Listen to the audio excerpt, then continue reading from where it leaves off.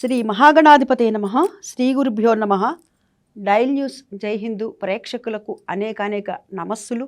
మమ్మల్ని దీవిస్తున్న ప్రతి ఒక్కరికి కూడాను ప్రత్యేక ధన్యవాదములు.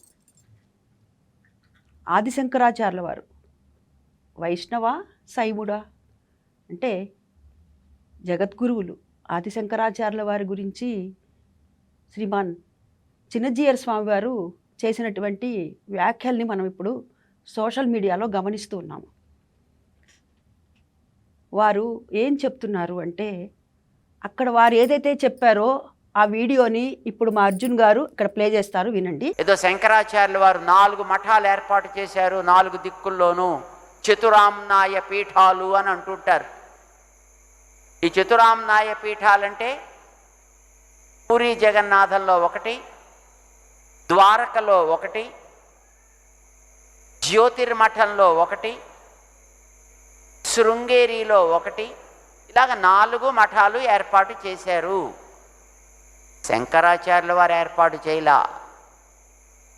శంకరాచార్యుల వారు 32 ఏళ్ల వయస్సులో ఉత్తర భారతానికి వెళ్ళారు, హిమాలయాల్లోకి. తిరిగి వచ్చిన చరిత్ర లేదు. అంచేత మళ్ళీ ఆయన వచ్చి మఠాలను ఏర్పాటు చేయడం అనేటటువంటిది that's not the right story. ఎవరు ఏర్పాటు చేశారు? తర్వాత కాలంలో 13వ శతాబ్దంలో మన విజయనగర మహాసామ్రాజ్య సంస్థాపకులైనటువంటి హరిహరరాయలు, బుక్కరాయలకి గైడ్గా ఉండేవారు విద్యారణ్య స్వామి. వేద భాష్యాలని రచించినటువంటి మహాపండితుడు ఆయన. వేదాంత దేశికుల వారి యొక్క సహాధ్యాయి. ఆయన విజయనగర మహాసామ్రాజ్యాన్ని ఏర్పాటు చేశాడు. ఆయన ఏర్పాటు చేశారు ఈ 4 పీఠాలని. ఆయన కాలంలో పంచాయతనాన్ని ఇంట్రడ్యూస్ చేసింది కూడా ఆయనే. శంకరాచార్యుల వారి కాలంలో పంచాయతనం ఆయన ఆరాధన చేయలేదు. ఆయన నారాయణ పరాయణుడు. ఆదిశంకరాచార్యుల వారు అని చెప్పేటటువంటి మహనీయులు శుద్ధ వైష్ణవుడైన తత్వం, అద్వైత తత్వం. అసలు వారు చెప్పినటువంటి మాట ఏమిటండి? ఆదిశంకరాచార్యుల వారు జగద్గురువు. ఆదిశంకరాచార్యుల వారు సాక్షాత్తు వైష్ణవులు అని చెప్పటం జరుగుతోంది. అసలు ఈ మాట చెప్పటానికి కూడా నాకు చాలా బాధగా ఉంది. ఇప్పుడున్న పరిస్థితులు ఏమిటి? అసలు మన ధర్మానికి ఎటువంటి పరిస్థితుల్లో ఉంది? మనకున్నటువంటి పరిస్థితులు ఇప్పుడిప్పుడే మనలో ఐక్యత పెరిగి సనాతన ధర్మంలో ఉన్నటువంటి వాళ్ళు హైందవులు, హిందువులు ఎవరైతే ఉన్నారో వారందరూ కూడాను ఒక్క త్రాటిపైన నడవాలి అనేటటువంటి యోచనలోకి వస్తున్నటువంటి సమయం ఇది. ఈ సమయంలో వారు అలాంటి వ్యాఖ్యలు చేయటం అనేటటువంటిది ఇది ఎంతటి బాధాకరమైనటువంటి విషయం అండి. మన ఆడపిల్లల్ని ఏం చేస్తున్నారండి? లవ్ జిహాద్ పేరుతో చేస్తున్నారు. ఇంకొకడు వచ్చి మీ ధర్మం కోసమని కొట్టుకుంటున్నారా నాయనా, నా దగ్గరికి రా నాయనా అని చెప్పి ఇంకొకడు చెప్తున్నారు. అలాంటి వాటి నుంచి మనము మన భావితరాల వాళ్ళని మనం ఎలా బయటకు తీసుకురావాలా అనేటటువంటి యోచనలో ఉన్నప్పుడు వారు అనటం, చిన్నజీయర్ స్వామి వారు అంటే వయసు రీత్యా కానీ, జ్ఞానము రీత్యా కానీ, అనుభవం రీత్యా కానీ నేను వయసులో చాలా చిన్నదాన్ని. కానీ 2 విషయాల్లో ఒక మహిళగా, ఒక గృహిణిగా నేను చెప్తున్నాను. దేశం కోసం, ధర్మం కోసం ఎవరైనా మాట్లాడచ్చు. అందున దేశం కోసం మాట్లాడాలంటే ముందర ఉండేటటువంటి కుటుంబం మాది. దైవం కోసం మాట్లాడాలంటే ముందు ఉండేటటువంటి కుటుంబం మాది. ఎందుకని అంటే స్వతంత్ర సమరయోధుల కుటుంబంలో పుట్టినటువంటి దాన్ని, దేవాలయాల్ని కట్టించినటువంటి కుటుంబంలో పుట్టినటువంటి దాన్ని. కాబట్టి ఈ బాధ్యత నా పైన ఉంది అనుకొని నేను ఇవాళ ఇక్కడికి వచ్చి మాట్లాడటం జరుగుతోంది.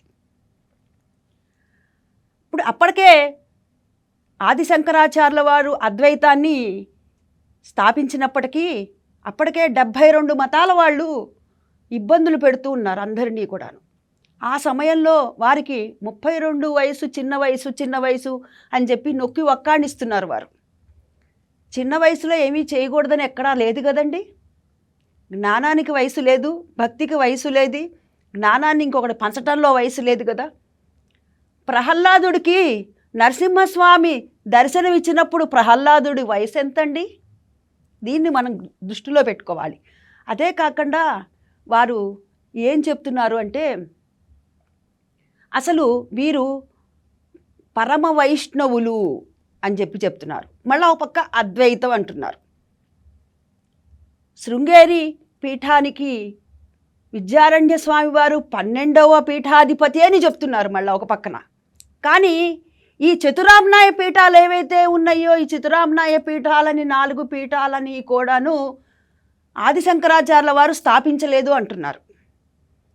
వారు హిమాలయాల్లోకి వెళ్ళిపోయారు, కానీ తిరిగి వచ్చి వారు ఈ చతురామ్నాయ పీఠాలని స్థాపించలేదు అంటున్నారు.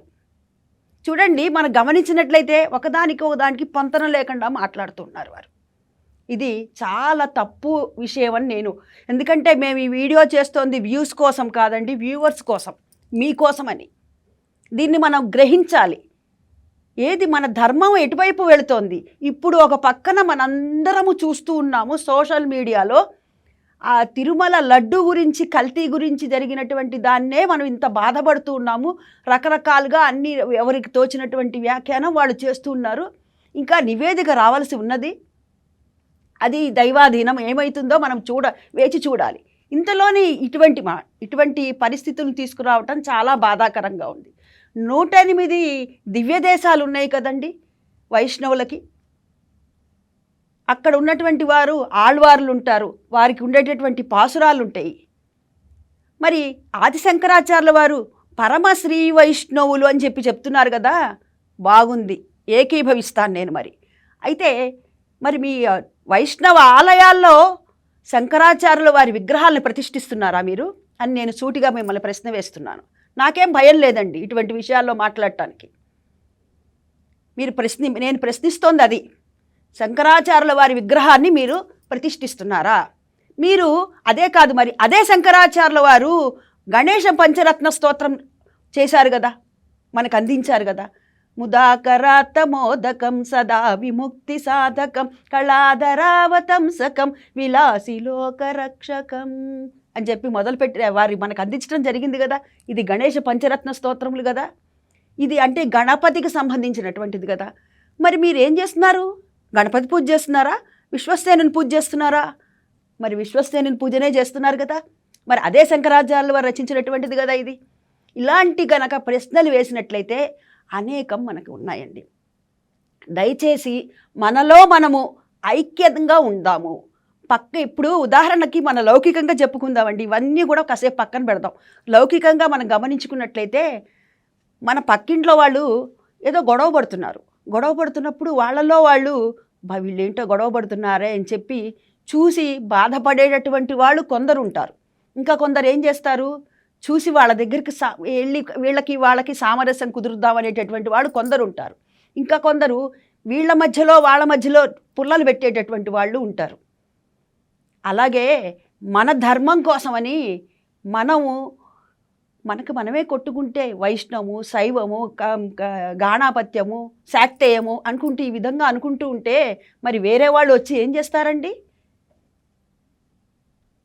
అది మనం గమనించుకోవాలి.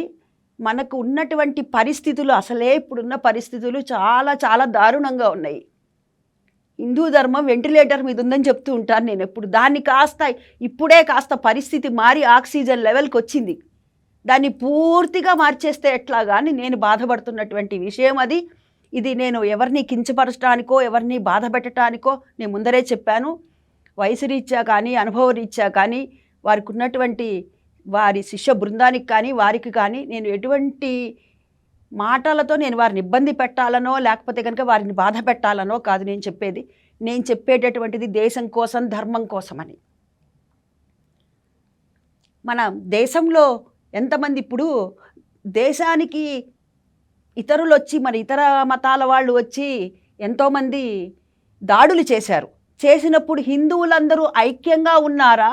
లేకపోతే శైవులవని మీరా, వైష్ణవులా మీరా, లేకపోతే మీరు గాణాపత్యంలో ఉన్నారా, లేకపోతే మీరు శాక్తేయంలో ఉన్నారా అని ఏమన్నా అడిగి చేశారా? మేమంతా ఒక్కటే, మేము హిందువులం అనేటటువంటి ఒకే ఒక నినాదంతో ముందుకు వెళ్ళారు. వెళ్ళి వారు విజయాన్ని సాధించారు. వందల సంవత్సరాలు మనం బానిస బతుకులు బతికినటువంటి వాళ్ళు మన పూర్వీకులు ఉన్నారు కదండి. వాళ్ళు ప్రాణత్యాగం చేశారు, ఆస్తులు త్యాగం చేశారు, ఎంతో జీవితాల్ని త్యాగం చేసినటువంటి వారు. ఇవాళ మనం స్వేచ్ఛావాయువులు పీలుస్తున్నాము అంటే వారందరి యొక్క కృప వల్ల మనం ఇవాళ ఇలా ఉన్నాము. కానీ మనలో మనమే కొట్టుకుంటూ ఉంటే గనక మళ్ళా మన పరిస్థితి ఏమవుతుంది? పూర్వపు స్థితికి వెళ్ళిపోతాం కదా. అటువంటి పరిస్థితి వెళ్ళకూడదు. మన భారతదేశం అంటే భారతదేశం అంటే ధర్మానికి, హిందూ ధర్మానికి, సనాతన ధర్మానికి, హైందవ ధర్మానికి, మన కట్టుకి బొట్టుకి కూడాను ప్రపంచ దేశాలు భారతదేశం వైపు చూస్తున్నాయి.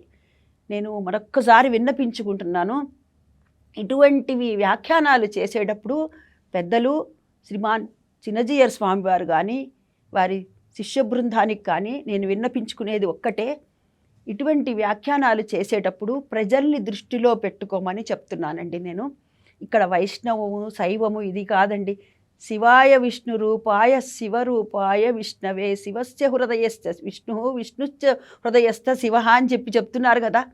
అంతెందుకండి, తిరుమలకి క్షేత్రపాలకుడు ఎవరండి చెప్పండి? శివయే కదా. మరి ఇలాంటివి మనం గమనించుకోకుండా ఆవేశంతో ముందుకి ఎవరూ కూడా వెళ్ళొద్దు అని చెప్పి నా విజ్ఞప్తి. ఈ చతురామ్నాయ పీఠాలని వారు స్థాపించలేదు అని చెప్పి చెప్తున్నారు. వారు 32 వయసులోనే కూడాను మనకి ఎన్నో వాటికి భాష్యాలను అందించటం, అదేవిధంగా ఈ చతురామ్నాయ పీఠాలని కూడాను ఏర్పాటు చేయటం జరిగింది. ఆ 12వ వారైనటువంటి విద్యారణ్య స్వామి వారు ఎవరైతే ఉన్నారో వారు అంటే విజయనగర సామ్రాజ్యానికి హరిహరరాయలు బుక్కరాయలు వారు రాజులుగా ఉన్నప్పుడు వారు ఆ రాజులిద్దరూ కూడాను ఈ విద్యారణ్య స్వామి వారికి 12వ పీఠాధిపతిగా ఉన్నటువంటి విద్యారణ్య స్వామి వారు ఎవరైతే ఉన్నారో వారినే మీరే మా గురువులు అని చెప్పి మేము అంటే రాజుగారు అంటే ఆభరణాలు ధరిస్తారు కదా, ఈ ఆభరణాలేవి కూడా మేము ధరించము, వీటికంతా కూడా అర్హత మీకే అని చెప్పి విద్యారణ్య స్వామి వారికి ఇవ్వటం జరిగింది. వారు ఎన్నో వారని చెప్తున్నారు? 12వ వారు కదా. మరి వారు స్థాపించారు అని చెప్తున్నారు. కాబట్టి ఇది 12వ పీఠాధిపతి అయినటువంటి వారు వీరికి నాడు వారు హరిహరరాయలు బుక్కరాయలు విజయనగర సామ్రాజ్య రాజులు ఎవరైతే ఉన్నారో వారు గురువు గారి మీద ఉండేటటువంటి భక్తి ప్రపత్తులతో ఈ ఏవైతే ఆభరణాలు ఉన్నాయో వాటినంతటినీ కూడాను మేము అలంకరించుకోవటం కాదు, మీరు అలంకరించుకోవాలి అని చెప్పటం జరిగింది. అందుకనే నేటికి మనకు గమనించినట్లయితే శృంగేరిలో దసరాల్లో ఇప్పుడున్నటువంటి స్వామివారు ఎవరైతే ఉన్నారో భారతీ తీర్థ స్వామివారు కానీ విధుశేఖర భారతీ తీర్థ స్వామివారు కానీ ఈ స్వామివారికి ప్రతి సంవత్సరము కూడాను దసరాల్లో కూడాను దర్బారు సేవని చేస్తారు. ఈ దర్బారు సేవలో చేసినప్పుడు ఈ ఆభరణాలు కిరీటాలు ఈ అలంకరణ అంతా కూడాను జరుగుతుంది. దానికి ఆంతర్యం ఇది అంటే విద్యారణ్య స్వామి వారే అని చెప్తున్నారు చతురామ్నాయ పీఠాలని ఏర్పాటు చేసినది అని. అయితే విద్యారణ్య స్వామి వారు శృంగేరి శారదా శంకర మఠానికి మనకి కర్ణాటకలో ఉన్నటువంటి ఆ శృంగేరి పీఠానికి 12వ వారు పీఠాధిపతులు. దీన్ని మనం గమనించుకోవాలి. చతురామ్నాయ పీఠాలను ఏర్పాటు చేసింది ఆదిశంకరుడు మాత్రమే. స్వస్తి. జై హింద్. జై భారత్ మాతా కీ జై.